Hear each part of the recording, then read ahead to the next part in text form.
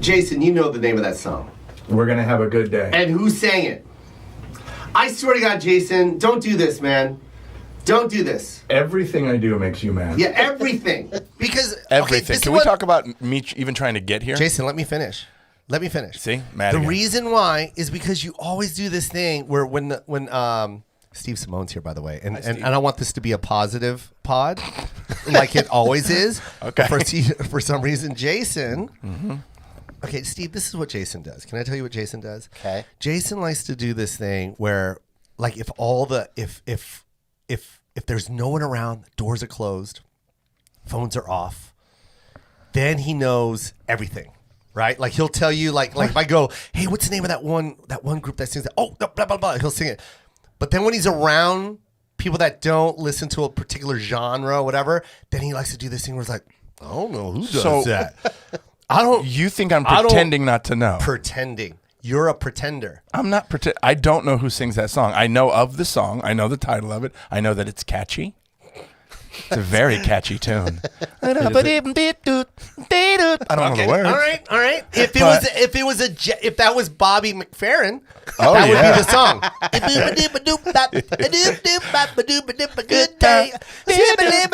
Yeah, I know. Now, are you going to tell me who it is? No. That's what I thought. Just like I'm not going to tell me you. trying to get here today. Steve, did anyone give you the directions to the studio? Not the directions, I got the address. but you got the address. Thank you. I'm sorry, I laughed hard. I'm sorry. But you know why, right? No, I don't. Because Steve Simone is like a nice person. So am I. Jason's nice. Steve's known He me for is a nice. long I've known time. you a long time. You are nice. Oh, that's nice. Steve, how many years have you been in the game now? 20. 20 years, and your album dropped how long ago? The latest one. The Java. latest one dropped in June. That's awesome. And how can everyone get it? I just want to get that off. Thank you. That's so nice. Yeah, I want everyone to get that out there right now. It's on iTunes, Google Play, Amazon, all that stuff. That's so incredible. I love comics that one thing that when I got my special, the first thing I asked for is an album. I go, can I have the audio rights? Yeah. Because I wanted the album, bro. Like the whole point of like On vinyl.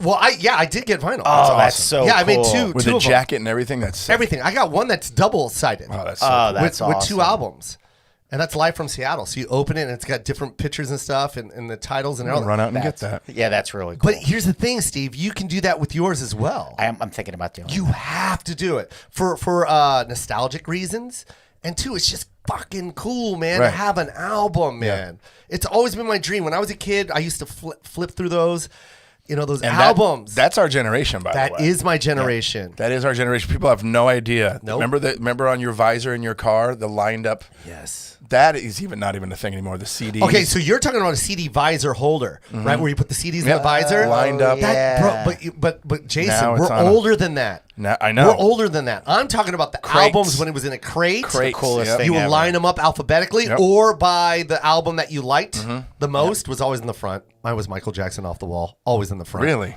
Great you album. kidding me? Michael Jackson Off the Wall. That was a good one. It was the best. What's your favorite song on that album? Dude, there's a lot of them. I love Paul McCartney. that working is what a man. Would you believe that was the one I didn't like? Really? Mm-hmm. I didn't like Off the Wall either. I Is like that the same She's song? Out of Is My that Off Life. the Wall? Is that on there? Yeah, Off the Wall was that one. I loved. Girlfriend. It was a Paul McCartney That was the song. one I was about to say. No, that's the one I loved. Yeah. I could listen to that all damn day. Girlfriend. I'm gonna tell your boyfriend. High note. Yeah, Tell him exactly what you're doing. Yeah, tell him what you do to me. Late at night when the wind is free, you're gonna have to tell him you'll only be a girlfriend of mine. Oh yeah. I don't know that album though. One of my favorite, my second favorite album. You ready for this? Yes. You ready for this? Yes. You ready? Ready. Lionel Richie. Which I one? love Lionel Richie. Can't Slow Down. Was that the name of it? The one with All Night Long? Yep, Can't Slow Down. Bro, I I think could it was listen Can't to Slow that. Down. Yes. I could, dude. You are. Well, You are that was the so album before. so That was the good. album before. That's right when he left the Commodores. So good. good. It's audio Prozac. Like if I'm Are in a you talking bad about- mood and I listen to Lionel Richie, everything's all right with the world. Steve, can you I tell love me? that. Say Audio that. Prozac. Yeah, I was just Audio going to ask you, Prozac. what is the name? What is Audio Prozac? Give it It's to me. music I listen to that just puts me in a good mood. Did you just make that up? Audio Prozac. No, I say it all. I thought everybody. I say it all the time. I'm like, time for a little audio Prozac. It's Hall and I've Oates. never heard it's that. Lionel I never Richie. heard that, and I love it. Yeah, there are certain songs that just make you feel better about Yes! life. Yeah. Hall & Oates, which one? Oh, so many of them. What Like- I want to Oh, it's That's so the traveling good. song. Yeah. That's- Dude, that era of music, like there was a certain joy to life that I hope society comes back to. What is that though? Like with that song that you just sang, Jason, and all I see is montage in any movie. Any movie situation, any life situation. If you go, I'm moving out of my house today. What I want. you just start picking up. You just start picking up boxes. That was the I quit. That was the I montage. quit. That I don't- You start throwing the apron. You start Do more. knocking over Do more. chairs. And it ends Look, with somebody look, with their look. hands on their hips Look, and look, firing look, their look. work. Not guilty. What I want. High five to the jury. Well, you remember it was. You can have samples of any ice cream. What I want. Thank you. Oh, daiquiri. That's what he said. That was a Wedding Singer. They did the montage of that. Oh, they Yeah. did. Oh, Yeah, such a good dude. I'm movie. telling you that. Here's another one that I loved. Kenny Loggins ripped every single movie that he was in it. Oh, yeah. Any single movie. My favorite thing that I like to do is when I'm on the plane, I always pretend like the pilot just all of a sudden just freaks out and just pulls a Top Gun move. You know what I mean? Where he just hits the brakes and flies over another plane. So I pretend that the pilot in like United is just like, meet me halfway across the sky. And everyone in the plane's like, oh, what's going on? Meet me halfway Hair flowing. across the sky. He just wants to pull that one Top Gun move just before he retires. This is his last day. Dude, He's one of the quitting. scariest things I've ever seen was I like to take the first flight out when I'm on the road. Like, Yeah, that's yeah. it. Like, out first of flight out. And I was on the plane. I forget where I was traveling from, but the pilot got on the plane. It's like 5 o'clock in the morning, and he had a fresh shiner. I was like, this is not a good What? This is Great. not a good omen. Just got into a fight. Oh, I was like, Just oh, got into a sweet fight. Jesus, just get me back home safe. Have you ever? Okay, see, I got into a couple of run-ins in the beginning portion of my career, my Chicago zany days. Oh, okay. Got into a couple fights, and Wait, physical fights or yeah, physical, argument? and had to go on stage the next day with my lip ripped open, like can't even play it off. Can't even play it off. Like You literally. have to talk about Yeah, it. do you just acknowledge massive. that? It's cut on the inside where I'm touching it with my tongue the whole time, and literally all I did was talk about the fight the whole time on stage because I there was no way I can get out. You know, this is Chicago Zanies. It's tiny. It's right up. Did you win or lose? I lost. We all lost. I lost my dignity. I lost everything. It was a good battle though. It was a furious. Do you remember why you got in a fight? Man, why even remember? Why even remember? Well, because you know you what I had mean? a At that fat point, lip. you're drunk. Things happen. Yeah. It was just a stupid situation. Another reason why I don't drink. Yeah. I don't drink anymore because of that. That was my earlier headlining days. Sometimes you don't have to even be. People are I aggressive. mean, I didn't lose. It was like everyone was going at it. How bad did he I lose? didn't lose. How bad did he lose? A Bobcat How was Goldthwait. the fight? You know. Tell me how the fight started. Oh, hey, put that down. What I want. Wait, you want some of this? What I want. You guys, it looks like we're about to fight. What I want. Do you like pina coladas? Oh, That's a that's dirty a good word. one. That was so funny. Rupert Holmes. Yeah. G7. That's- Rupert Holmes. Oh, is that the name of that? That's Rupert the guy Holmes. that's saying that? Yep. Why did I think that's the other guy? The guy that sings Cheeseburgers in Paradise. Excuse me? The guy that Jimmy sings Buffett. I thought it was Jimmy Buffett No. that sang that. Rupert Holmes. It sings- is Rupert Holmes. Is Margarita. What is it? Pina Colada song. That's Colada what they song. call What it. was the song that you were singing? Pina colada song. Because it was from Dirty Work. Remember, there's the barroom brawl scene and Farley punches. He Wow. thought he was playing Street Fighting Man. That's so That was funny. Rupert. Hey, Jason, Yeah, this is so still a podcast, not Shazam. Shazam. All right? We don't need you to sing everything that comes out. You can, just talk about it. Every little. I'm sorry. Oh, Steve, I'm glad you're here, bro. I'm so happy. I feel like I'm like getting to hang out with the cool kids. Yeah, man. I feel like I'm This is 11. awesome. And I'm Yeah, like, man. what's I up, love hanging with dudes? Steve. Yeah, you brought pizza. Yeah, man. I hope you like it. It's Yeah. my favorite spot. Delicious. Good. Here's one thing I can never get sick of is pizza. Well, they always go, if there's one thing that you can eat all the time, it's pizza. And I even like the shitty pizza. So you can give me the expensive, whatever, hand tossed pizza in a brick oven, or you can give me fucking party time. Little Caesars. You love pizza No, that I'm much. talking like frozen Tonys for $1.99 pepperoni. I can kill that. I always get the DiGiorno. and you know what I do? I cut it up like into triangles, just like they do. I put it on a plate, have a drink next to it. Enjoy it. It's a meal. You make it real. It's a personal pan. and you pizza. got It's a all the food personal groups. pizza. You got all the food groups on Cheese, pizza. Yeah. meats, Breads, breads, veggies. Depends on what you frozen. got. Is frozen? Is frozen a vitamin? Not a food group, but Is frozen a vitamin? Is frozen a flavor? Frozen is is- frozen a flavor? That's I the won't- question. I'm pointing at a chart. Oh, I gotta stop laughing. oh man, this is Oh too fun. man, I started looking at video footage of me laughing. Bro, I look so Asian. Like, no disrespect, Yoda, but I'm what? Like when I laugh, it's I have the glasses and of course Right. the black frame, horn frame, stereotypical Asian glasses. But I laugh like this. I go, oh yeah, all teeth, It's- eyes closed, oh, it's so bad. and it's silent. Your laugh is silent. It is You have a silent, but laugh. that means it's from the gut. It's real. It's from the gut, man. I don't understand that. Just laugh from the gut, dude. If it's funny. If you're not funny, guess what I do? Exactly. That's exactly what I do. That's so uncomfortable. That's Nothing. intimidating. Do you ever have someone tell you something like they think it's funny and you go like this? You go, oh, yeah. Oh, it's the Yeah, worst. you like want to give it to them, and I'm yeah. too nice too. I'm like, Oh, or you say this, that's funny. especially when they're trying to give you advice on your stand-up. Yeah. Oh, don't do that. I'll kick you in your balls. Listen. Hey, can I give you a tag?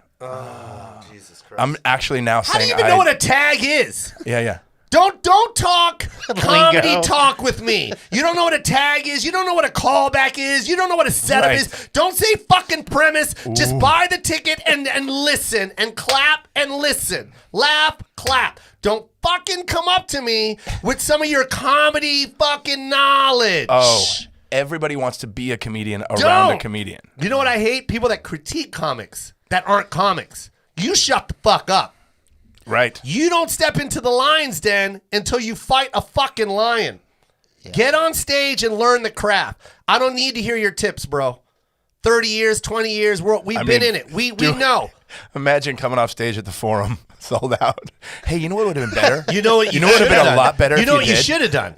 And I'm speaking on behalf of all 26,000 people that paid. 50% on StubHub. I'm just saying. Put that in your act. Yeah. incredible. No, it's so annoying, man. We live in this time now with the internet where everyone's a fucking expert. Yeah. You're an expert because I have a camera and I have a TV because I put the Oh letters my God, I love TV that at you're the end of my saying this. name. I love that you're saying I this. put the word TV next to my name, so this is official. No, it's not, man. If you're gonna critique stand-up comedy, then you need to get up on stage Right. and show me who you are. Show me your skill set and your level. Because if you're gonna talk to me, you need to be on my level. All right. If you're not on my level, then you just sit behind that camera and go, "Hey, man, you ever go get?" I don't know why I'm using this voice. You ever buy Post-its? Grover.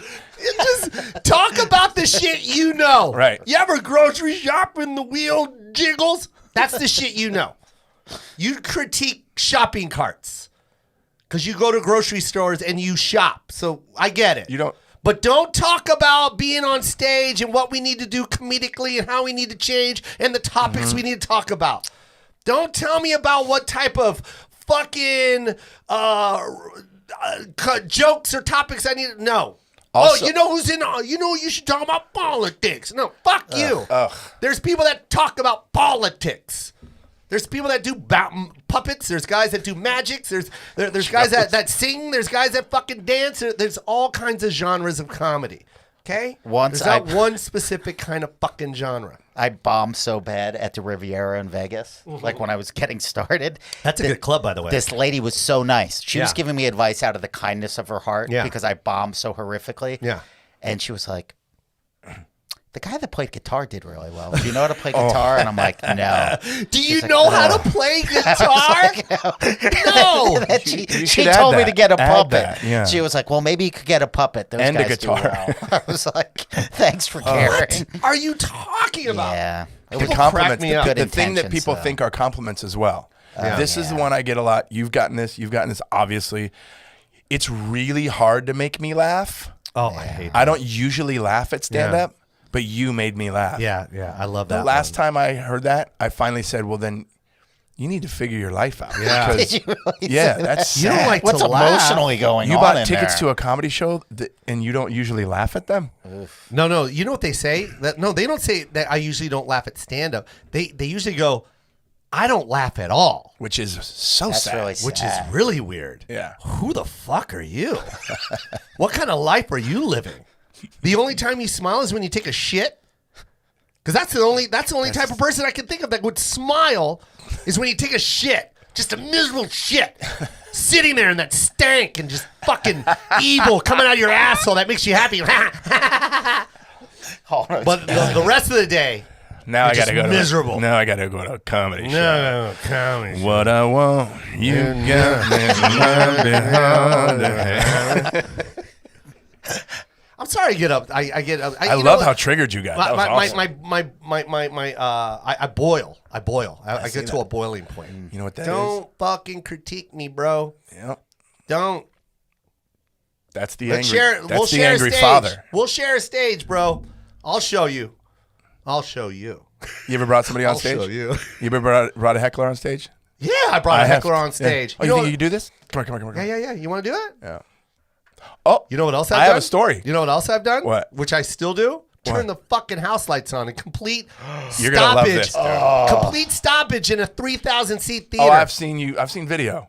Oh Let me tell you about the last time I brought a heckler on Turn stage. the lights on. Everyone tell me who that was. You're gonna love this, Joe. So I'm doing a bit. Yeah. That's more. Guy's talking, and he's like trying to be funny for the girl he's with. Yeah. I said, so you think you could do this? Yeah. He's like, maybe I could do it. I was all right, come on stage and do. I'm not making this up, I swear. He killed. He gets on stage. I go, okay, tell a joke. I'm not joking when I Yeah. say this. He goes, Joseph. No. Harvell's, Long Beach. Harvell's, it's called Harvell's. It's burlesque and stand-up every Tuesday night downstairs, down in the Wow. bit. And I said, what's your bit? And he goes, Joseph. That's funny. I go, oh, you're a Jo Koy fan, aren't you? Yeah. I go, no, do one of your jokes. Yeah. And he just kept doing Joseph. He was so wasted. Oh, that's stupid. That was his joke. That's stupid. It wasn't. It's You should let someone go up, right? And right before they talk, just heckle them. sit in their seat. Yeah, no, just stand next to them. Just go, blah! Blah, blah! It's crazy, man. People. What is that, though? Why am I sweating so much? Brian, why is it so hot in here? Why'd you guys change my room into the hot box? there's no AC in here? Oh, yeah, you got it right here. Yeah, we got an AC in here. Yeah, you got to eliminate the sound, though. You don't want to buzz in the microphone. Hey, man, that's what these padded walls are for. They're not for eggs. They're not for our backs? Nah, man. These aren't backrests? No! Oh, I thought these were backrests. Steve, where are you going to be at? Where you on tour right now? I'm going to be at Yuck Yucks in Calgary. I love that room. The 20th and 21st of March. And then my first time ever at the Arlington Draft House. Oh, that was great. Yeah, I've never been there. Yeah. I'm excited. And that's the 27th, 28th. That's cool, man. I don't know if it's Yuck Yucks Calgary, but I remember Yuck Yucks. That's the only time I performed with. Oh no, never mind. I performed with them 2 more times. Patrice O'Neill, but that was the last time we No, I'm not going to say that. But I let's just say I opened for him. Right. I went up first. Patrice went up second, and it was for like some Toronto JFL thing or something. I don't know, like a JFL on the road. Whatever. Oh, yeah, the road show. Yeah, and then and we were at Yuck Yucks, dude. Man, rest in peace, Yeah. Patrice. One of the One greatest. of the all-time man. greats. My first official booked improv gig was opening for Patrice. Really? Ontario Improv. He was so nice, huh? Yep, he was the best. He's I so nice. emceed, Ian Edwards featured, and he headlined. What That's a great For a show. full weekend. My first time ever booking a weekend That's was crazy. opening for Patrice. It was pretty cool. So me and Jason go way back, Steve. To we have a mutual friend by the name of Carlos Peral.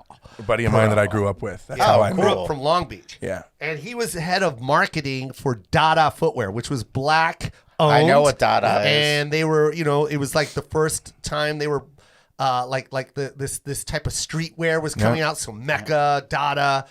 God, I can't even think of all the names. Cross colors. I was just making them up. Miyoshi was one. Yeah, that's more Japanese, but like you know what I mean. It was one of those at that time. Yeah. But it was during that time. It was like that movement, like tribal post troop. It was it was actually it was like right after Troop. Yeah. But this is like when it was becoming mainstream. Yep. So they were getting like art. But anyways, I met Carlos, and he started sponsoring my comedy shows, and we're talking like 20 years. This is like 23 years ago. Yeah. 98. That's right. incredible. So that's like 23 years ago, right? Am I right? Ago. Yeah. How did you negotiate that? Dude, if I told you my hustle, you'd love me. Yeah. But there was this. That's a long story. I'll do it real quick. But the owner, I was a big fan of Biggie Smalls, right? And Biggie had the God hat rest on. his soul. He had a just his hat on. anniversary. He had that hat on, the Dada hat. But Right. this is back in the time where there was no internet. Yeah. Whatever you saw on TV, you hope to God that you'd see it if you ever went to New York. Yes. You had to find a boutique that sold it. Yes. You know what I mean? Boutiques were very rare, especially hip hop Yep. boutiques. Yeah. So, and then Melrose only had a few boutiques that were selling stuff like that. So I was in Vegas where there were no boutiques. I'm talking early Vegas before the Mirage. Okay. No, the Mirage actually came already. When did the Mirage come? So this is like the Mirage was like a few years old at this point. You know what I mean? So anyways, we had this big convention called the Magic Convention, which is the men's apparel convention. Yep. It came once a year, and it was packed, star-studded and everything. My friend was a b-boy. He was a dancer. He was opening my shows and stuff. He was a b-boy, cool. Ariston Rapola, and b-boy Crumbs, Donnie Counts. There, I'm shouting him out. Style Elements for life. Anyways, they were being hired by Tribal Gear, which was like a street brand, and they were going to dance at their booth. So people would come to the booth, they dance, and then people were like, "Oh, that's cool," and they come in, and then they sell their you know what I mean, sell it to buyers. So, anyways, what the hustle was is I went to the lobby with them. And then they would go in, and then they would take 2 badges and come back out and hand 1 badge to me, and then we both walk in. So that was the hustle because it was expensive for those badges, man. Hard to get. Hard to get, bro, because everyone was in there. Everyone, all the stars were in there, especially the men's apparel thing. So anyways, that's how I got in. And I remember meeting the owner of Dada Footwear. Lance. Nope. His wife. Damien. Oh, Damien. From New York office. He was the clothing line. He was the clothing line, and I met him at this hotel that I was working at the front desk, and I checked him in. Oh, cool. And I go, dude, I love that hat, that blah blah blah. And he goes, yeah, that's the hat that put us on the map. And he goes, I designed it. Me and my boy worked for Pan Am. Blah, blah. He tells you this whole story how they went to Magic Convention and made like 1,000 hats and put their name and number on this hat that you saw be here. incredible. Handed it out to people. They came back to New York. Thousands of orders. Amazing. And they just became instant millionaires after that, right? That's incredible. That was their hustle. And I was just like, yo, I do comedy and blah, blah, blah. And he goes, oh, I'm going to have my assistant come down and bring you some hats and some shirts. And he actually brought me hats and shirts. What a cool dude. Yeah, cool guy, right? Damien Dada, I love you, man. And then, black guy, little half white Asian guy, 90s. You know what I mean? It was so dope. And then so anyways, I always remember what he looked like, and I always like, yo, if I ever get a chance to hand him my videotape, I will. So I told my boys who were dancing at the convention, I go, just get me in, and I'm going to stand by that booth. And I literally stood at that booth for hours until Damien got there, and then he finally walked up, and I go, that's him, that's the guy I saw at the front desk. And I walked up to him, I handed the tape. And I go, yo, you told me at that Alexis Park where I checked in. He goes, oh, yeah, I remembered you. And I go, yeah, man. And remember I told you I do comedy shows and I love for you to like blah, blah, blah. And he goes, yeah, man. He promised that he would send me a box of merch. That's what he said, not to sponsor. He goes, I'll send you a box of merch and just call this number. And then it was Carlos Perot's number. Yep. And I kept calling Carlos's number and he wouldn't answer. So I went to Damien in the booth and I go, yeah, he never gave me that stuff, man. He goes, oh, what? Carlos. And then Carlos popped up. This is how I met Carlos. No. And Carlos popped up and he goes, get over here, man. I told this dude about you. And he, I told him that you would send him a bunch of stuff. And he goes, oh, my bad. I've been really busy. Which he was, you know that. Yeah. And I walked out of that convention with probably about $2,000 worth of stuff. Amazing. They gave me everything. And then that's when Carlos goes, hey, I actually work for the footwear department. He goes, and there's another owner by the name of Lance. Right. I'd like you Lance to meet and him Lavetta. because he loves comedy. And then I lied and said I had a comedy show with a big theater. I go, I have a big theater here, and blah blah blah. I didn't have a big theater. I didn't have shit. And then my friend made this fake resume with this pricing sheet and all that stuff. How much it was going to cost? I remember we asked for like $2,700, and I was like, I think that's too much, Ariston. Bring it down a couple $100, man. And I was going to get flights and everything, and book the theater and all that, right? And he goes, all right, come meet me next week in L.A. So I drove to L.A. with my broke-ass Honda Prelude, right, with the missing taillight. You remember that? I remember that car. I downtown L.A., man, 2nd Avenue. You remember that? Yep. In the Garment District. And I just sat there with this resume that I made at Kinko's, man. It had like the happy clown face, the theatrical logo on it. It was like the it was so drama bootleg. and the comedy. Yeah, so bootleg. And then I had the meeting with Lance. Lance walked in like a Greek god. Remember how tall he was? And he just, See, I've known Lance since childhood. Yeah. I knew Lance before I even knew Carlos. Really? Yeah, Lance and his brother Tracy and we lived in the same apartment complex as kids in the early 80s. That's crazy. Wow. Yeah. So Lance was the owner of the footwear department, right? And he came in, big, good-looking black guy, big afro, light blue sunglasses, just looked like wealth. He looks famous. He looked famous. Yeah. He's that guy. He was that dude. Yeah. And he walked in and he said, hey, man, saw your stuff, man. Let me see that. And I gave him, he looked through it. 2 cents. I was so concerned about the price. He looked at it and went, all right, let's do it. Wow. And that was it, man. They sponsored like, Incredible. I don't know, 10 shows. Dada Footwear. They DVD had the tapings and stuff too, or what? No. They sent me when I did the Apollo. When I did Showtime at the Apollo, I'm wearing a Dada Footwear hat. Amazing. So cool. And the reason why is because they paid for my flight to go do Showtime at the Apollo.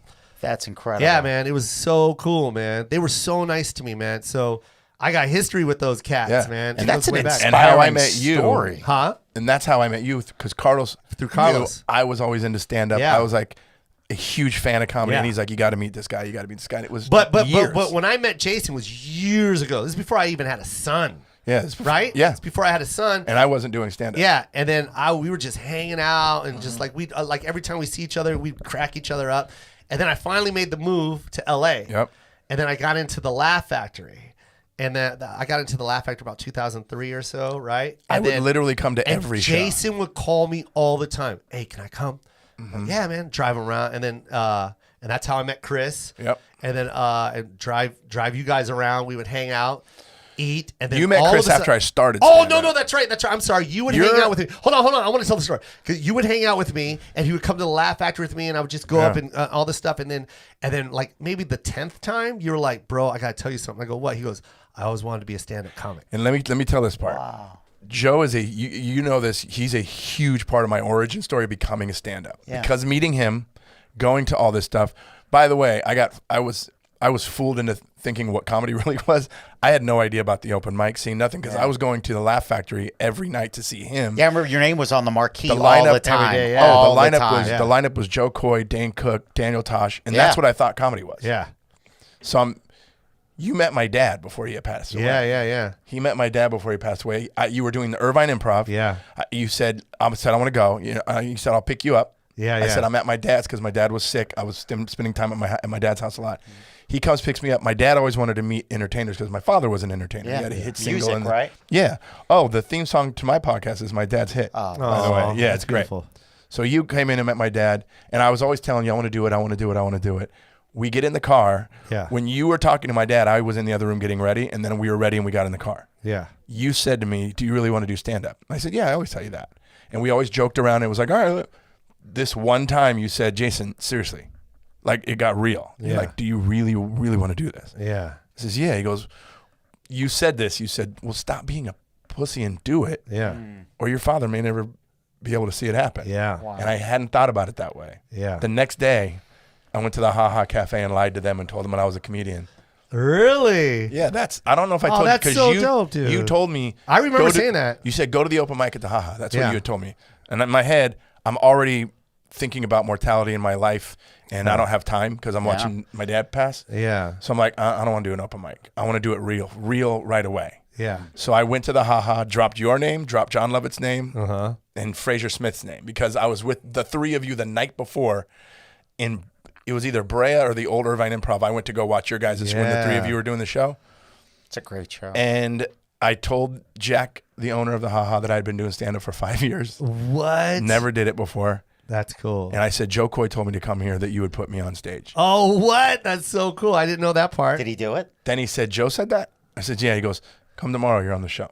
That's so cool. I got there the next day. First of all, I left that, and I called my brother like, we need to write comedy. Scramble. I've never done this before. The next day I go, I do the show. They put me third, which we know is the sweet spot. Yeah. They gave me the third spot, 15 minutes. First time ever? First time ever. It's awesome. I do it. He's telling me, I'm going to light you at this. I don't even know what that means. Right, light. Because I didn't really know that. I just watched Joe. Yeah. I remember sitting at the Improv before I was a comic, and I was sitting against the back wall. I was watching you, and the red light would turn on, and it would annoy me. And I thought it was a light for like the wait staff or something to like, remind them of something. I didn't know what that was. So when the guy told me, I'm going to light you at this, I just said, okay, because I didn't want him to know that I didn't know what I was doing. Right. So I said, all right. So I'm on stage. I'm doing my thing. It's going very well. He starts waving his phone at me. My first thought was like, do I have a phone call? You know, why is he? Yeah. But then I went, oh shit, that's the light. Wrapped it up, got off stage. A comedian goes, how long you been doing stand up? And I go, well, what time is it? That's funny. And I go, about 15 minutes now. What I want, you don't. Jack comes up to me and goes, come back tomorrow. You're on the show. And I've been doing it ever since. Oh my gosh, that's awesome. And your dad got to see you. He got to see me once. My third time going up, I videotaped it because he couldn't really leave the house. Brought it home, showed it to him. He was an entertainer, so he like watched it from that point of view instead of like a fan. So he watched it. He kind of smiled once, but didn't really laugh. Yeah. And at the end, it was quiet. He gave me one note. He said, that bit about the blah, blah, blah, don't do that. Your mom won't like that joke. Yeah. Then he paused again and he said, this is what you're supposed to be doing. Oh, Wow. that's He goes, nice. that doesn't look like somebody that's only done it 3 times. You look seasoned. Yeah. He goes, this is what you're supposed to be doing. Don't stop doing this. Yeah. A month later, he passed away.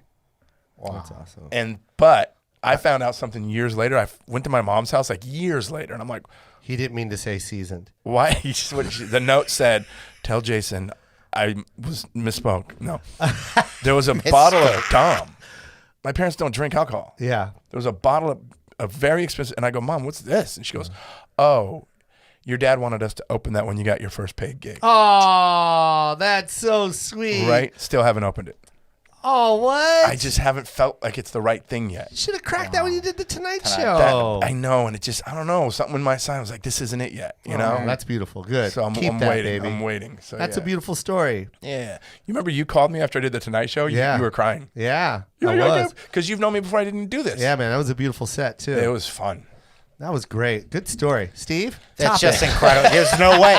Well, it's just fascinating, right? Yeah, no. Like how you're influencing each other's lives. You don't even realize it. Yeah. Like the impact we all have on each other is just incredible. It's beautiful. If you stay on that path, man, you literally start riding in the same path with other people. That's why when I say, man, this is so stupid. It's because we say it all the time, but it's like you are who you surround yourself with. Yep. Yeah. You really do embody that energy. I believe it. Yeah, and you don't have to be with them every single day. As long as you're just like, I want to be a comic like you, and then you start doing comedy things. And you Right. start meeting other comics, and then you Yeah. start finding people that are doing the same thing. If you were going to stay a kung fu master, you were always going to be with other kung fu Right. masters, Yeah. dealing Yeah. with other kung fu people, and Exactly, that's the life you embody. But you switched gears and got on a different road, and that journey, we travel together, man, and our paths always cross. Yeah.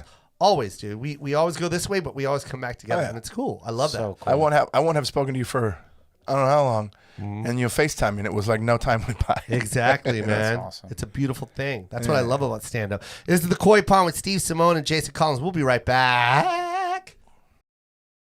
And we're back. We're back with the Koy. Yeah, it's crazy because we were talking about our journeys and stuff like that, and Jason and Jason knows like all those cats that I came up with. You know, Lance, Yep. Carlos. Carlos. Who else is another cat that we came up with? Doing stand up? Other comics. I remember all the guys that were on the shows with you because I was I just remember when you introduced me to Chris D'Elia. Yeah. And then I brought him to your show at the Laugh Factory. yeah, and then I saw him at the Ha. Yeah. And then I walked up to him and went, "Want to open for me?" Yeah. Wow. Yeah. And then I took him on the road for about a year. Amazing. Yeah. It was crazy. I was very jealous. I know you were. I know you were. They did it on purpose. Yeah. Do you remember the show that Chris and I went and saw you at? You did this thing that me and him were almost falling out of the balcony. Yeah. It was the night where you grabbed that girl's purse. And went through that shit. And had a bit for everything that you pulled out of the purse. I need to find we were crying. that. I'm glad you said that. I'm going to go online and find it because it was fucking magical. It was so good. I'm going to tell you a secret. I'm going to tell you a secret that I did that night. She was a plant. No, she wasn't. Yeah, I can't explain my ad-libbing skills. Like, I cannot. Like, sometimes I get off stage and go, I don't know how the fuck that just happened. Right. It just happened. And that's the cool thing about being comedians because that's why it's a God gift. You know what I mean? When we can do stuff like that. But, man, I will tell you about that purse thing, and to this day, I still remember it. When I opened her purse and saw her flip-flops in there. Yes, the flip-flops. She had a set of flip-flops in there. Yep. But you know what I saw when I pulled it out? The keychain with the small flip-flop. That's right. But here's the thing. Immediately, I said, I'm closing with that. Yep. You sifted around it. I immediately, the minute I saw it, I go, there, that's my closer. Like, it was that fast. Wow. It was that fast. I already knew that was going to be the one that's going to they're going to jump out their seats when I pull that out. But I saw that the minute I pulled the two flip-flops out, her keys, and I saw the miniature flip-flop, I go, there it is. Wow. I go, there it is. And then I did 3 other things before it and then fucking dropped that keychain. It was lights the fuck out. Standing ovation. Yeah, That's it was incredible. that was fun, man. There's sometimes I do stuff and I'm like, what the fuck? How did I do that, man? How did that just happen? I did this thing. I posted it on Instagram the other day about this black guy eating a small popcorn. And it was just a small, like if you were there, it would have been a different, you were there, like I just posted it on Instagram. Yeah. But like if you were there, this man he was a big black guy. Like, but you can't see it on camera, but like everyone knew who I was talking about. 'Cause he was big, and when I mean big, I'm talking muscular, Giant. good looking. Yeah. You know, eating small fucking popcorn, small. And I looked at that thing, and I'm like, I'm gonna throw that shit. I'm gonna fucking grab it and throw it. And I fucking grabbed it and threw it, right? And of course they laughed. They fucking went crazy. They couldn't believe I fucking threw this dude's popcorn, right? So jacked. So I was like, so now, you know, when you got that big, huge applause break, you're like, how the fuck? I got to do a routine. Because this is the beginning of the show. Oof. This is fucking monster right now. The whole room is screaming, right? Yeah. Like, how the fuck am I going to follow this with a routine, yourself. right? This motherfucker had 2 small popcorns. No. Oh, no, he did. He pulled another one out. And when I saw him pull that small popcorn out, I'm like, yo, I'm about to say goodnight because this is going to be huge. And I threw that fucker's popcorn. Motherfuckers were standing. It looked like the fucking the early Def Jam did when people were standing and screaming. Where was this? I can't even remember what city that was. Oh, that's hilarious. He had backup. Dude, he bought That's 2 because they were hilarious. small popcorns. They only sold small popcorns. So he bought 2. And I That's threw beautiful. his first one, and he had a second one. Dude, I love it, man. That's a gift. That's my favorite part, man. You're a storyteller too, Steve. Yeah, I love it. Yeah, I love the storytelling, and that's what I love. Who were your inspirations growing up? Oh, so many Oh, comics. thank you. That's very nice of you.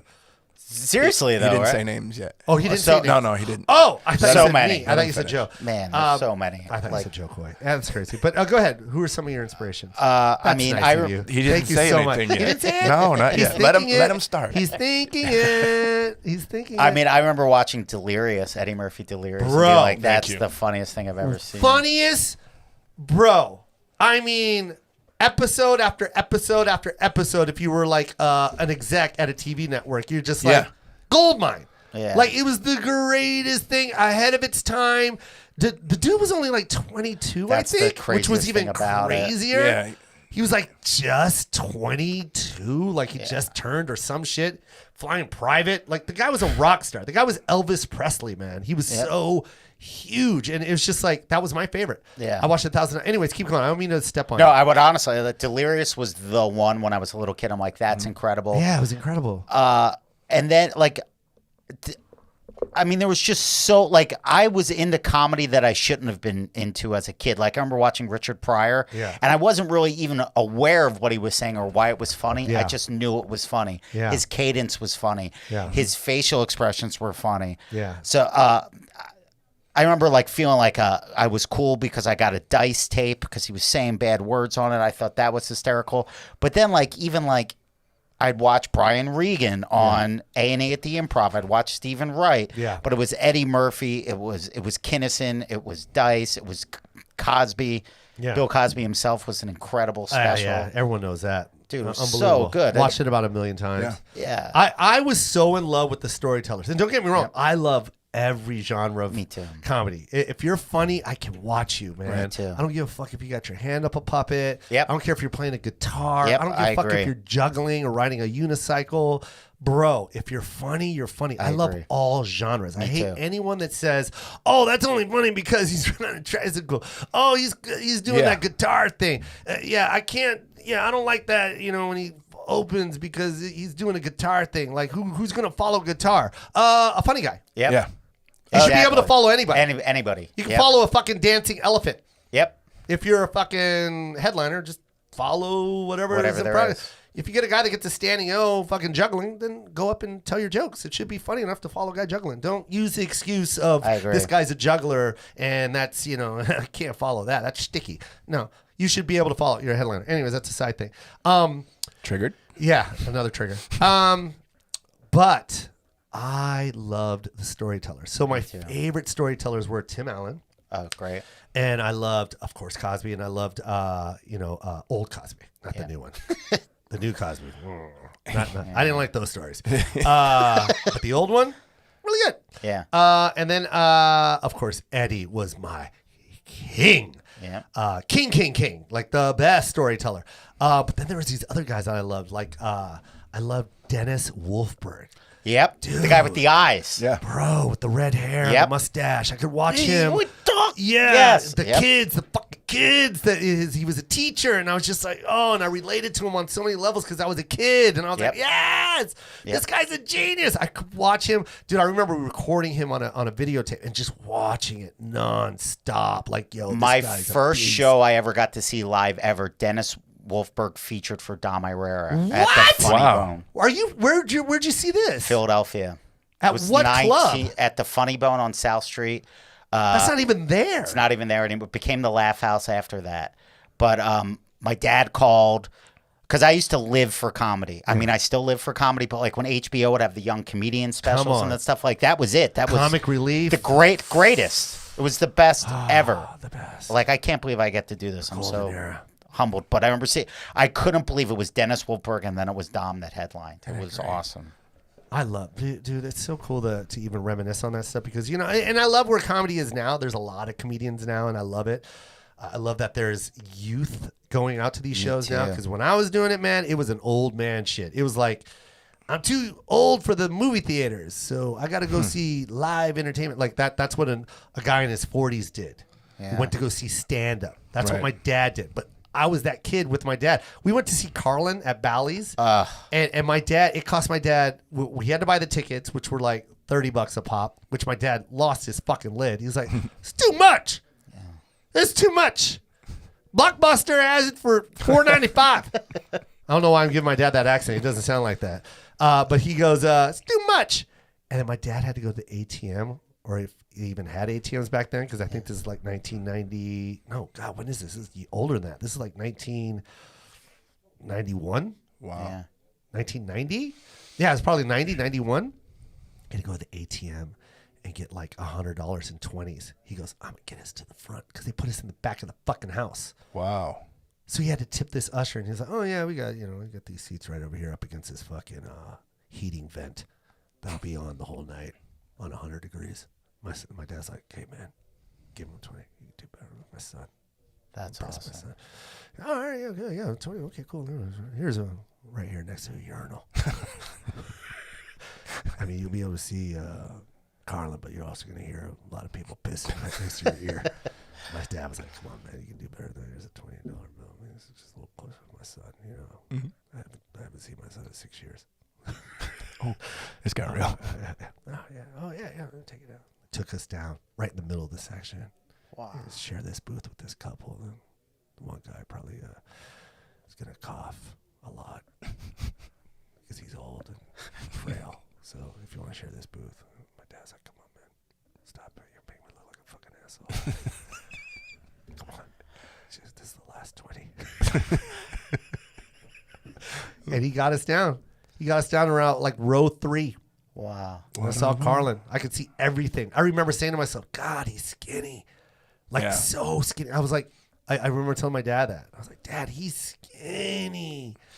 Like, that's how close I was. The Carlin HBO specials were an event in my house. Yeah, absolutely. Me too. Oh, That was God, the event so in my house growing up. good. Yeah. Yep. Fucking good, man. He was one of my biggest. It was incredible.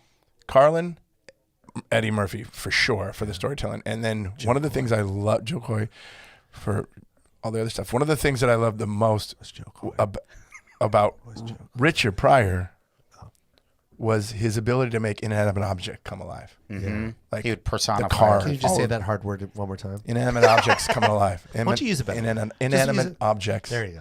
Yeah. Like the car Yeah. whining because it got shot. Yeah. And then all of a sudden the dogs are talking too Yeah. about the monkey coming home. Did you ever meet loved it when he talked about Mr. lines, Banks? fucking- That Remember guy. when he did that when he went to Africa? Yeah. That was my favorite when he did So that. good. It was so good. I remember as a kid going, God, this guy's a genius. I couldn't stop watching. What about when he brought the monkey home? Oh, the fucking the monkey dogs, fucking right. his ear. Oh. What's that? Hey, Rich. Oh, that's when he goes, hey, Rich. What's that?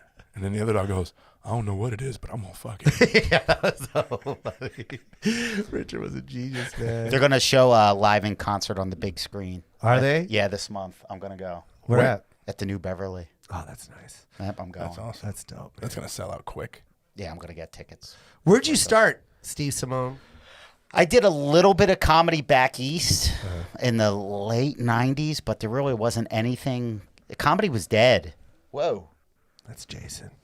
Comedy was dead. Yeah. So I pretty much just got in my car and drove out here to try to get started at the comedy Really? store. Yeah, like I was So probably where on are you stage from, like Philly? Philly, and I was probably on stage like a good 10 times.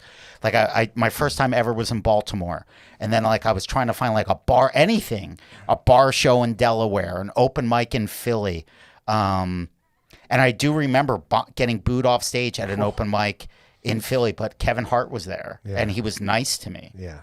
And encouraged me to come back. I remember Big Jay Okerson and Kevin Hart were doing the open mic at the Laugh House in Philly.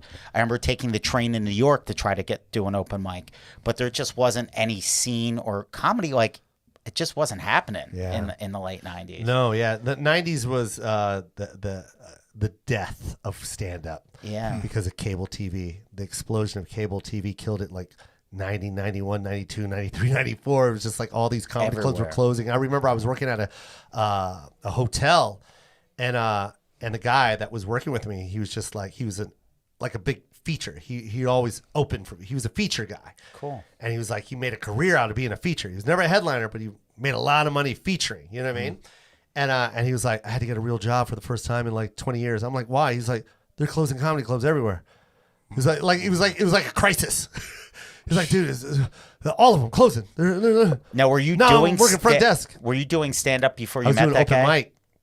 Because that's just cool, like how he was brought into your life. Yeah, it was right? so crazy, and it was so funny because he kept saying that, like, yo, you picked the wrong time to get in stand-up. He kept, like, it was so discouraging. Yeah. And I was like, what? And he was like, yeah, man, it's bad out there. And literally, that's the reason why I started getting, theaters. I would rent theaters and stuff like that because literally, I was like, I had to find my own way to get it.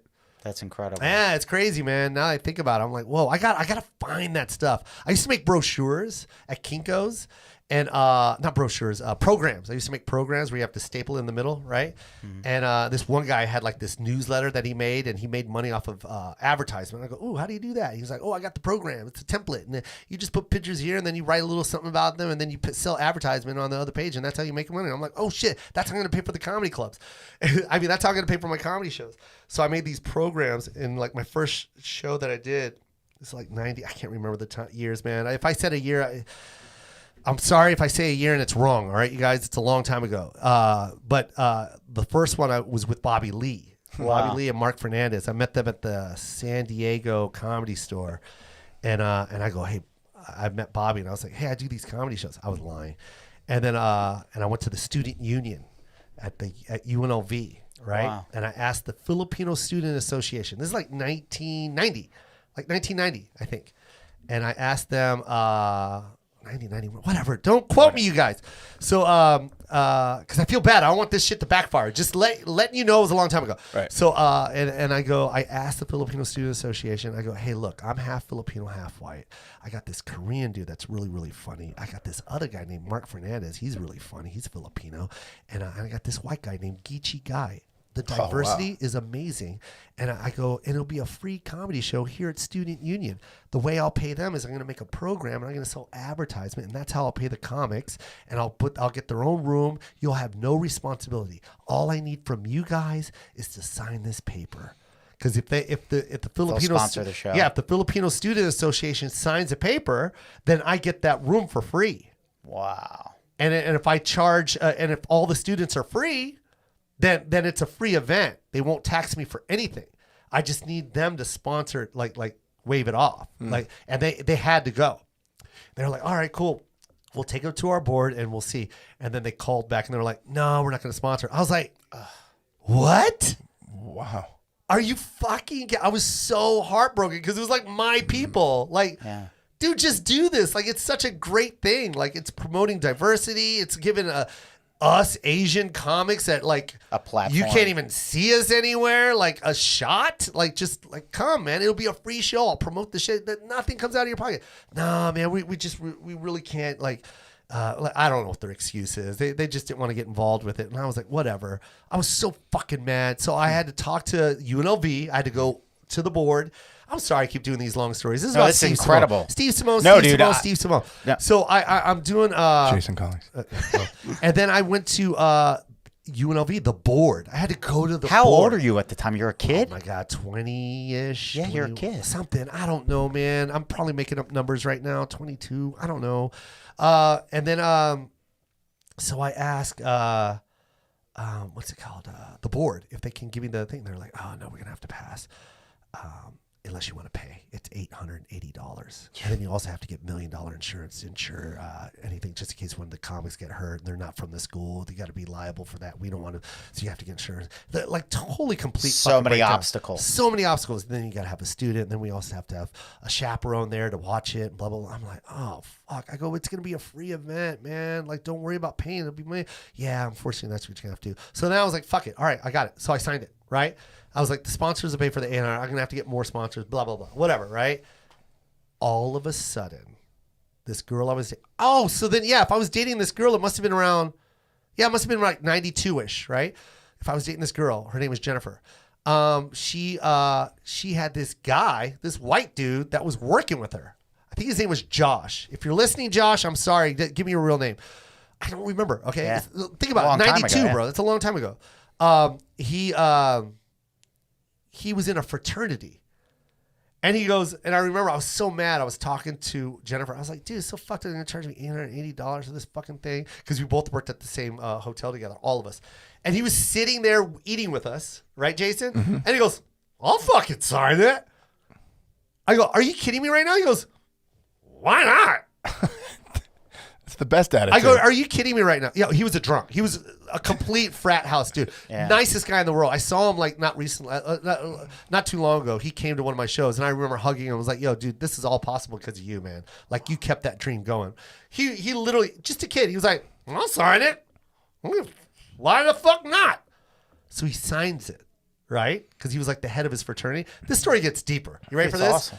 It gets deeper. So now I'm excited. It's a free fucking show. I got Bobby Lee. I put a big board in the student union. And by the way, the student union was so perfect because the theater was right above the lunch area. So you just put up. I thought I had flyers made at Kinko's. I put big giant posters at the bottom of the stairs. Hustling. I got there early during lunch and I was handing it out to students, putting it on the thing. Yo, comedy show, comedy show, comedy show. Yo, it's free, you guys. Come, comedy show. This man. reminds me of the Blues Brothers. The Bro, movie, it was literally Rhythm like and that. Blues tonight, one Literally night like, only. It was literally like that. And then they sent over the person that builds out the theater for you, right? Because it's a ballroom. And he goes, how many chairs you thinking? How many chairs you thinking? I go, how many chairs you got? He goes, we got close to 800 chairs if you want them. I go, fucking sit them. I go, they're all coming. I handed out so many flyers. I went to the dorms. I went everywhere. The pizza, the pubs, everywhere. I fucking papered the town, bro. Yeah. Shook hands, everything, man. I was like, it's a free show. They're coming, dude. It's 8:00 tonight. They're coming, right? 800 seats laid out. Bobby Lee's there. Geechee guys, they're all there, right? My dad shows up. A couple people that I work with show up. Literally just the first row of seats. That's it. 12 people. And Bobby's just like, oh, look. I'm like, well, at least you tried. That's Bobby, right? And I'm like, God damn, dude. I was so mad because it's like 800 fucking seats. And here's the thing. I had an option for the walls. So, like, if I would have just laid 50 seats out, we could have made it look full. Yeah. Because of the wall. You know how they have those collapsible walls? Yes. I opened those walls up for 800 seats. And I'm just sitting there like, yo, what the fuck, man? And I'm just sitting there. And I'm just depressed. And I remember my dad, he just got a gig as a flight attendant. And he brought his flight attendant people with him. So he brought some people from work, from America West. So he brought them there, and they're sitting there. And my dad's like, hey, good job. I'm so proud of you. Ooh. Like, he was all proud. It was awesome, Joe. And I'm like, thanks. I was so fucking mad. And then I was like, okay, we're going to start the show in 5 minutes. And then all of a sudden, the doors open. And fucking Josh brought his fraternity. All I want, you know. Oh, man. Beautiful. Fucking 25 dudes walk in, right? And I'm like, I hug him. I'm like, dude, are you thank you. I go, thank you. I didn't know you were going to come, man. Thank you. He goes, we have to. It's like we signed for it. We get in trouble if we don't show up. He goes, plus we just love, we love you, man. Of course we're going to do this. Like, because he was a friend of mine. Right. So they all sat there, dude, right? So filled up like the first 2 rows. And he brought the sorority. So then they showed up. They fucking showed up, bro. How many? They showed up. I mean, it wasn't a lot. It wasn't 800 people, but it was like, we got close to like 60 people. 70. That's awesome. But it was enough for a show because if they didn't show up, bro, it was No literally my energy. dad. Yeah. And like, Right. it was like No 12 audience, people. no energy to play off. Like 12, Yeah, it was man, like 12 flight attendants. Bad, bro. No, there's like 3 flight attendants and like a cousin, you know what I mean? And the guy That's cleaning awesome. the shitter. It was bad. And we had a show, man. And that was the start of it. And that was my That's addiction. amazing. From that day on, it was my addiction. I was like, I can make shows. I can always produce my own shows. Speaking of show, this should be a show. This should be a Netflix show about your years in Vegas. I'm being dead serious. Aw, thanks, man. I'm being dead because like the nostalgia factor, Yeah. the fun factor, and everybody knows it has such a happy ending. Yeah. But that's incredible. Where did that work ethic, that persistence, that hustle come from? I don't know. My mom, okay, so, I'm a military brat, right? So my mom was immigrant, right? She just came to this country. This is before Facebook. This is before internet. So my mom, just imagine being a Filipino woman in America and trying to find other Filipinos. I do this joke on Live from Seattle where my mom would walk up to Mexicans and go, Filipino. You know what I mean? But literally, that's what it was like for her. Yeah. If you could really put yourself in her shoes, leaving her country and coming to America with this kid and trying to find her identity and finding people with similar likes. Someone that eats her food. Yeah. Like she literally had to walk up to people that, like, are you Filipino? Oh my God, you are. And then speak her language and Yeah. become friends with them. That's what Yes. she had to do. There was no Facebook putting them Courage. together. Yeah, dude. So we would always, it would get to the point where they finally started getting this small community together. And every Sunday, they would rent out the Knights of Columbus Hall, which was attached. I was going to say, she Catholic, I'm Catholic, so Yeah. all the old Filipino ladies Yes. would do the daily rosary and stuff like that. Yes. They're the most hardcore That's where- Catholics in the world. Bro, I'm telling you, church was like the original Facebook for Yeah, them. I was going to, Because okay. they would literally meet at church, and then they were like, "Oh, well, then let's rent out the hall." Yeah. Because the church always had a Knights of Columbus Yeah. hall, and they would rent out the hall. So after church, we'd all go over to the hall, and all these Filipino kids, Filipino parents. You got to remember, this is 1982. There's no Filipino restaurants. There's no Yeah. Filipinos anywhere. Like, there's nothing on TV. There's nothing. So we would have potluck night. And we would all have Filipino food, that and had then to be we'd the have to. best. It was crazy, and then we would perform. That's where I had to do Michael Jackson. remember. My sister would sing, and there were other Yeah. kids that danced. Like, that's where we got that entertainment bug from, and that's where that's why when I do the Michael Jackson bit, I'm not doing it because I'm doing a Michael Jackson bit. I'm doing it because it's my life. Yeah. bro. Right. Like, my mom literally made a glove Because she was like, "You're going to kill it at this talent show." Watch. man. And she made me. I still have that glove, by the way. I boxed it. It's in a frame, dude. And I still remember eating spaghetti and getting sauce on the fingertip, and my mom lost her shit. Why did you wear it? Is the sauce She was still on so it? fucking it's still on the fingertip, and like every time I look at it, I get like it brings Memories, me way time back. machine. But like that's where it came from, and just seeing my mom because she was always active in that. She was the one always like, well, let's have another party. Let's do Easter. Let's tell everyone, awesome. and then like Christmas, and Uncle Ray can be the Santa Claus, and skinny ass brown Santa Claus. Who wants gifts? Like, but that was our life, man. So like seeing my mom do it, I guess indirectly motivated me. Like, well, fuck it. Like, I can't get it. You know, that's why when you say the Riviera Comedy Club, dude, you know, oh my God, who used to book that? Steve Sharippa. Steve Sharippa used to book that, right? So in 1989, I used to call it. If you don't know who Sharippa is, he was on The Sopranos. And but before he was on The Sopranos, he was a booker at the Riviera Comedy Club, which was the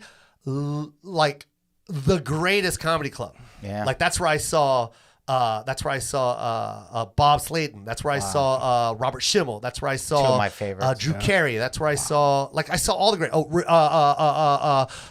Chris Rock. That's where Were I saw. you doing this is comedy before yet Bring at the Pain. time? No, it's 89. Right. So I'm you're like just 18. you're just a fan. Yeah, like I knew when I was 11 I was going to be a comic, and then we moved to Vegas, and I'm just going to comedy clubs because that's so what cool. you're supposed to do, right? And then I started lying, and I kept calling all the comedy clubs. There was Catch a Rising Star at the MGM, which is Bally's now, and then they had another comedy. Oh, they had the Improv at Harrah's, and then they had Riviera Comedy Club, and I would call them every fucking week. Every week with a different voice. Hey, my name is Joseph Glenn, a local comic, you know what I mean? I like to go up and open. If you have a fallout, I like to do like 5 minutes. If you need MCs, I can do some MC work for you. Yeah, buddy. Bye. You have a videotape? Send it in. Like, Awesome. right? Steve Sharippa was the only one that would ever talk to me. I don't know if he got off on it. No, it was always like, hey, kid, well, I remember I go, hey, my name's Glenn Joseph, because I would always change my fucking name. It's Glenn Joseph. Hey, this is Herbert Glenn. Local. Hey, this is Glenn Joseph. Hey, this is Joseph Glenn. Hey, this is Herbert Joseph. Hey, kid. Hey, I know who it is. All right, this is what I want you to do, kid. Go to LA, work on your time, get some TV, get that on tape, bring that to me. Let me see it, and then we'll work on that. Wow. But I can't put you in here. This is a room for headliners. I don't know if that's how Steve talks, but it was like I was talking to a mob boss. He goes, all right, kid? I go, all right. All right. Steve? Yeah. Does this mean you want me to stop calling? And then, no. But literally when he said that, that's when I was like, okay, I got to do it on my own. Yeah. I got to do it on my own. Like I'm not going to get in. I'm not going to move to LA. I'm only 18. You know what I mean? I'm scared. I'm not going to move to LA. I don't have any. I'm still living with my mom. So that's where it all came from, man. I knew that I had to like get my own shows going. After that one where the fraternity comes in to save the day. Yeah.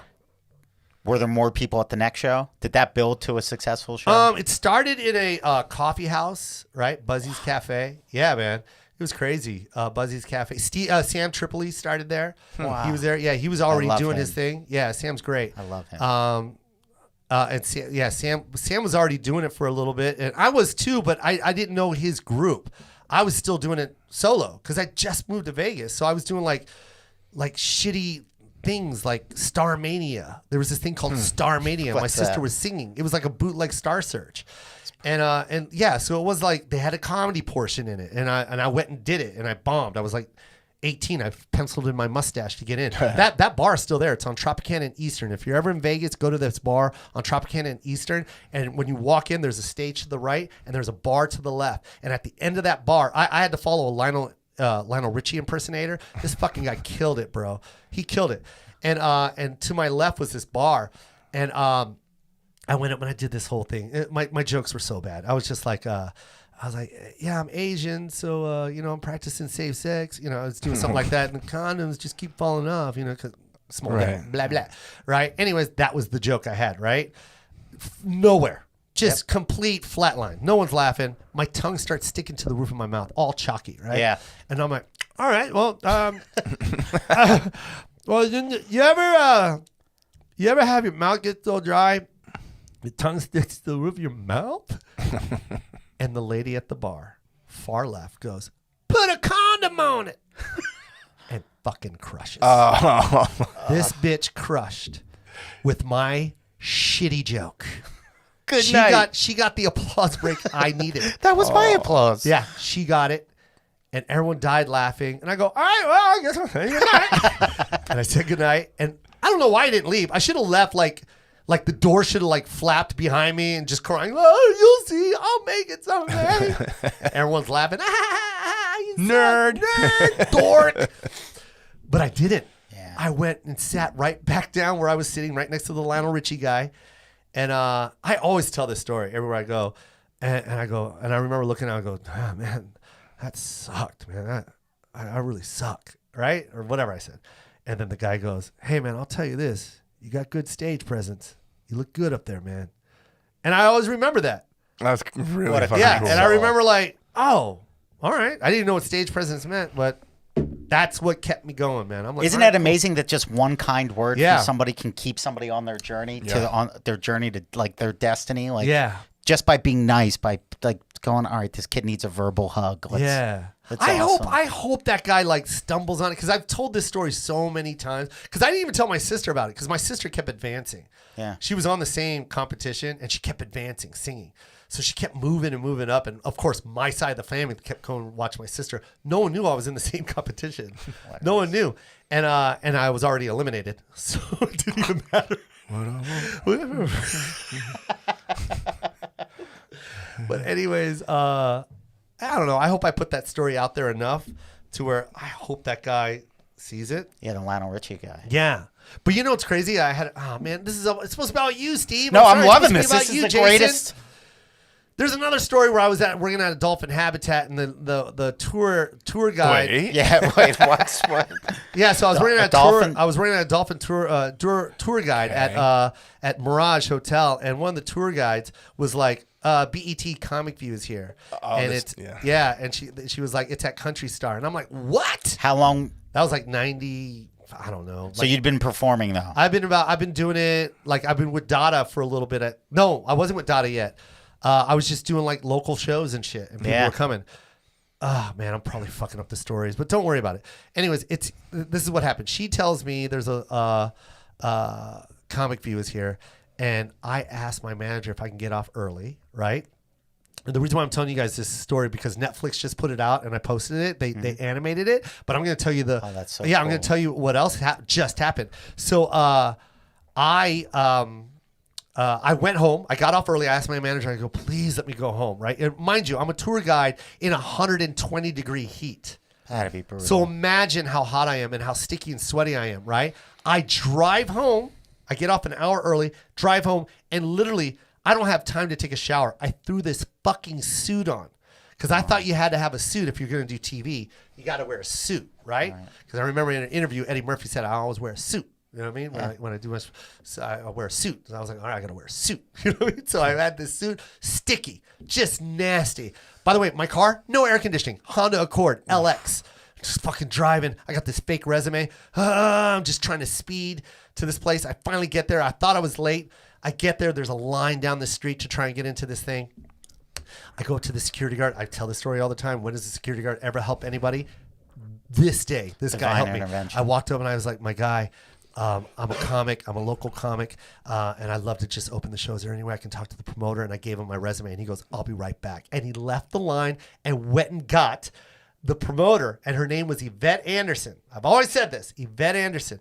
Yvette walks up to the door and she's like, oh, we're already booked, but you want to watch the show? You're more than welcome to come in. I'm like, fuck yeah. I come in, sit down, and I remember sitting in her booth. There was this big giant camera. It was a Canon 3-chip digital, like this big $5,000 camera. And I remember, I want that camera. I kept always looking at it. Was right? this your first experience with real show business? Real like show Yeah, business. it's a. Like, I it was remember crazy. that. Yeah, I was just like, I know yo, that and I remember feeling. seeing a tripod with that, and I was like, oh, this is crazy. Like, this is really happening. Like, I'm in an event right now. It's the coolest It thing was ever. Sold out. It was fucking sold out.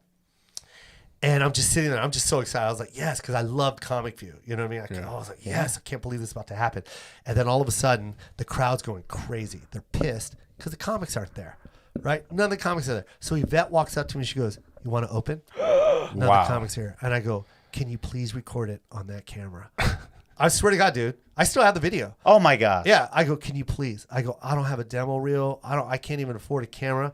But if you can record it with that, man, let's do this. And she goes, no problem. And she sets up the camera and she puts me up and I get a standing O. Right? No. Swear to God. Get a standing O. It's all on videotape. You can actually see this one black lady in front of the stage going, she's doing, you remember when they used to raise the roof? Yeah. She's raising the roof. You funny motherfucker. And I got that on videotape. Still have it on videotape. And I walked to the side of the stage. Yvette Anderson is standing there with this comic named Bo P, who I used to always watch on. Yeah, I used to watch. You remember he was like all over Comic View. Yep. And I remember seeing him. I was like, oh shit, that's Bo P. And he's like, how long you been doing this, man? And I'm like, oh, just a few years, man, blah, blah, blah. And he goes, you ever get a call for Comic View? Does anyone talk to you about Comic View? And I go, nope. He goes, you on it now. Wow. That's how I got Comic View. Right. So, and they flew me out like a week later or something like that. And I'm taping Comic View. And that's Where how I did got they tape Comic. it And then? I'm wearing the same fucking suit that I wore that night. You got it cleaned. Huh? You got it cleaned. Got it cleaned that Okay. night. And this is the moral of the story. So I post that Netflix thing. They animated that story, right? And her daughter sees it. Yvette's daughter sees it and DMs me. And I'm like, wow. And I go, I just posted that video about your mom. And she goes, yeah, she's still around, blah, blah, blah. And I go, how about Bo P?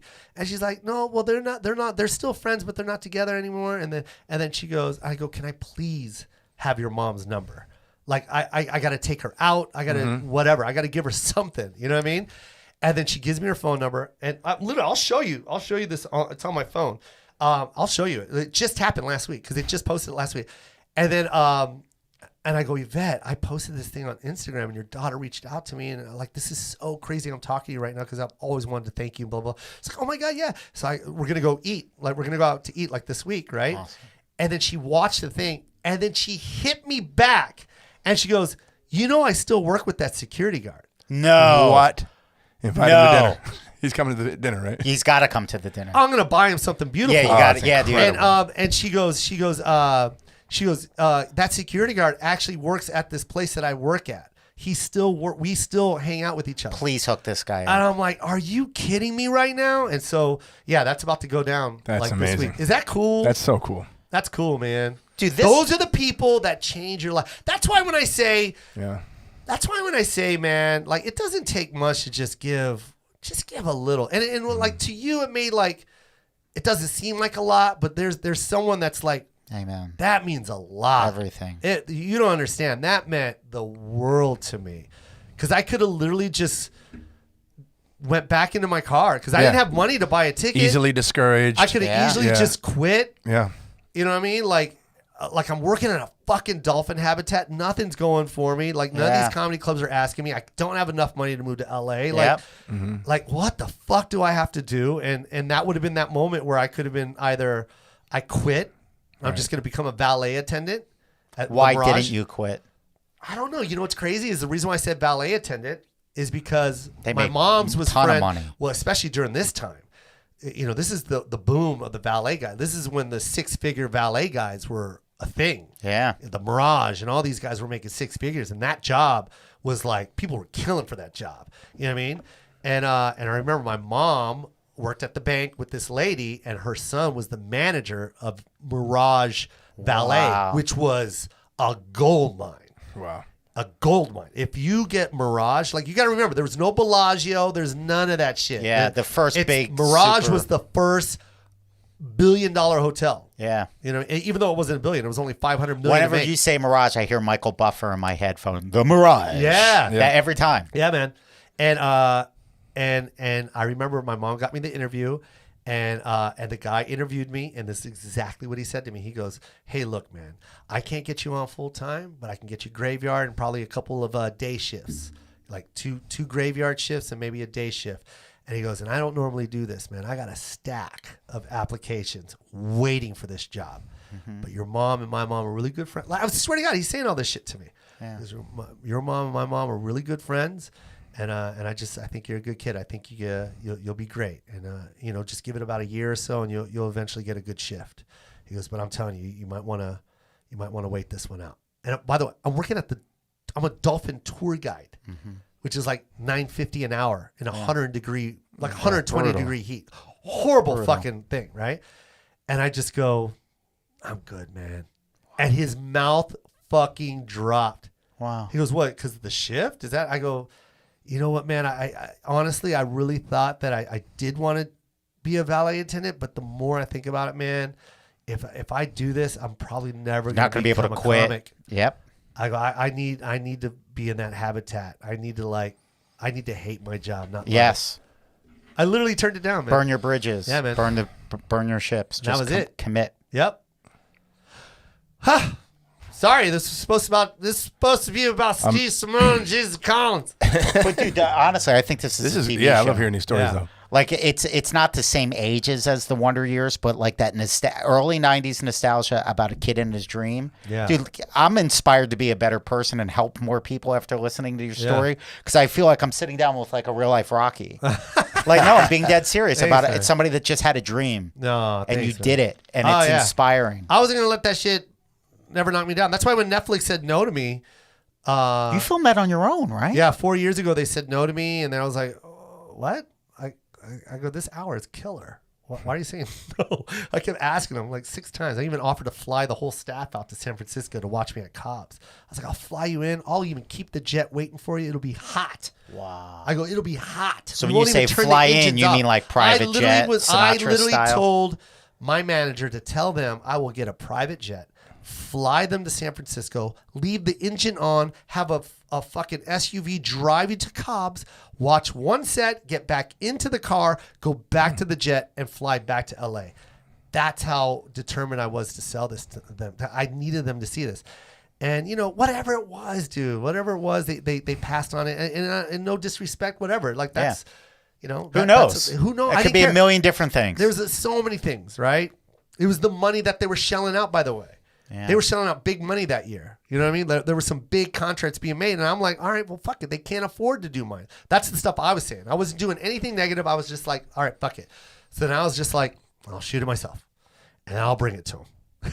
I remember when I said I was going to shoot it myself. They still called just to reinsure, like, hey, we're not going to buy it. But go ahead and shoot it. Oh, Just wow. know, we're not buying it. Yeah, but I see why you did it because you're the kid that shows up at a Dada booth with Yeah. a tape. You're the kid Right. that talks his way in the comic viewer. You're the guy that after the Filipino Student Association says no, you go, all right, I'll go to the board. And then the fraternity shows up and then your family's there to support you throughout this whole thing. And that's the show. That's crazy, right? It's incredible.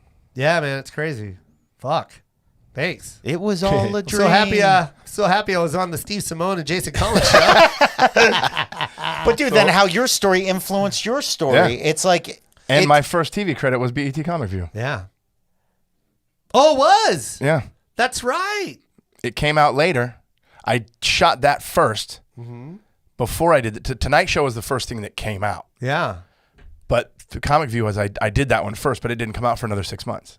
Ah, that's cool. I didn't know that. That was my first That's dope, dude. yep, Comic I love View that and then shit. Tonight Show. I love it. Yeah. I think whoever's listening to this, whatever your dream is, do it because Yeah. I'm so much more inspired now. Yeah. This is incredible. Don't ever stop, man. And like I said, I think what I'm trying to get at is like, yo, pay it forward, bro. Yeah. Amen. The littlest thing to you is the biggest thing to someone else. Believe me, man. You could touch an entire life.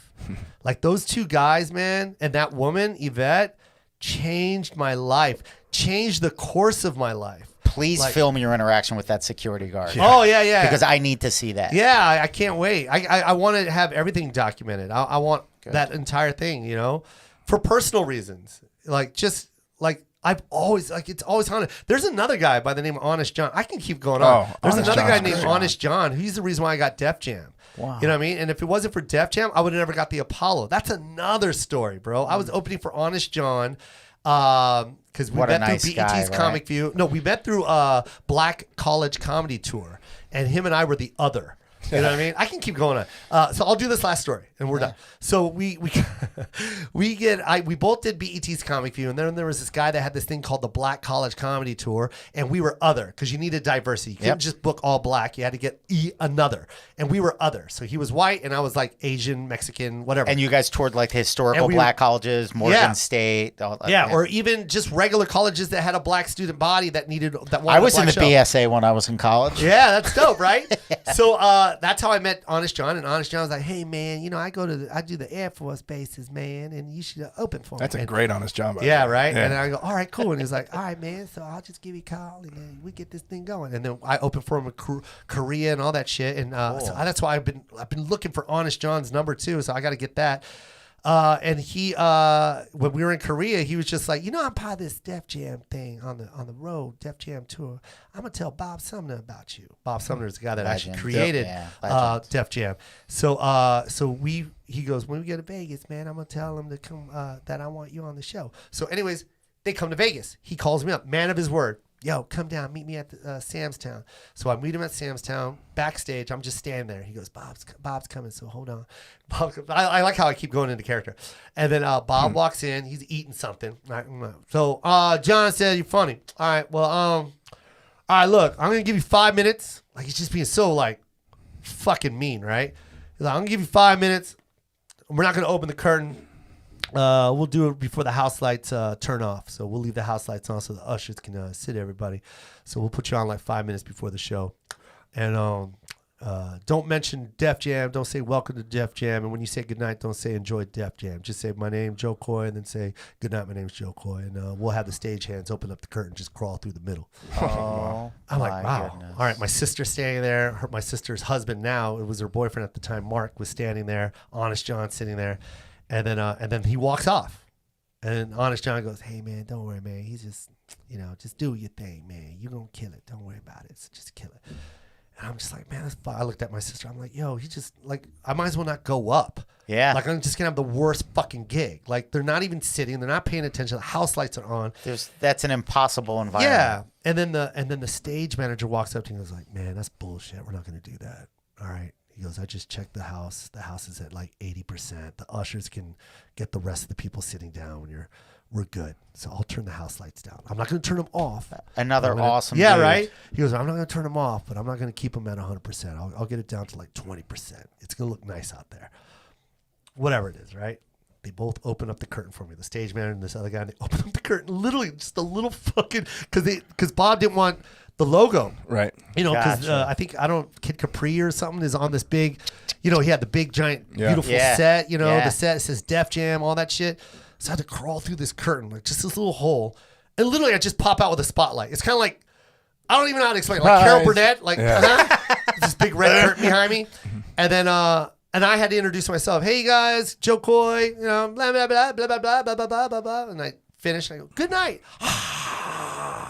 Fucking screaming at bleachers behind me. There was bleachers at the end. You can hear them stomping. I crawl back through the curtain. My sister's crying. "Oh my God, that was so fucking good. You crushed it. You fucking crushed it." Honest John's hugging me. Bob Sumner is standing there with Rudy Rush. Remember Rudy Yep. Rush? And Rudy Rush goes, "Who the fuck is this guy?" He's yelling at Bob. He goes, "Oh, that's Honest John's friend." He's like, "Why the fuck did you put him up before me, man? Like, what the fuck you doing? He should be in the middle of the show or after me. Like, I gotta follow that shit? What the fuck is wrong with you, Bob?" Like, he's cursing at Bob. Wow. And he's like, "I didn't know." He's like, "Fuck, man. Like, what the fuck, Bob?" He goes, "I didn't know it was gonna be funny like that." He's like, "Fuck, dude." And he looked at me and goes, I swear to God, I know this is going to sound like it's the same story, but it's not. This is literally how I got it. The same way Bo P goes, you ever anyone approach you about Comic View? This is what Rudy said to me. He goes, "You watch the Apollo?" No. I swear to God. I go, Come "Bro, on. are you kidding me? That's all I watch is Showtime at the Apollo." What? Yes. I love the Apollo, Rudy. And he goes, "All right, man. Well, I'm creating this new segment called Comedy Night. And it's going to be in the middle of Showtime at the Apollo, but it's going to be separate. We're not going to put comics in the amateur night. We're going to give them their own Spotlight. spot where you right. get to battle another comic." And he goes, you would kill, man. You want to do it? I'm like, what? I go, fuck yeah, I want to do it. And he goes, all right, man, we'll get you on. And then that's when I told Dada, right? And I didn't have money because I had to fly myself out. And Dada flew me out. And that's why when you watch the Apollo, you'll see me wearing a Dada footwear hat. Wow. Because Lance Simpson paid for my flight out there, and he gave me money for my hotel room. Wow. Yep.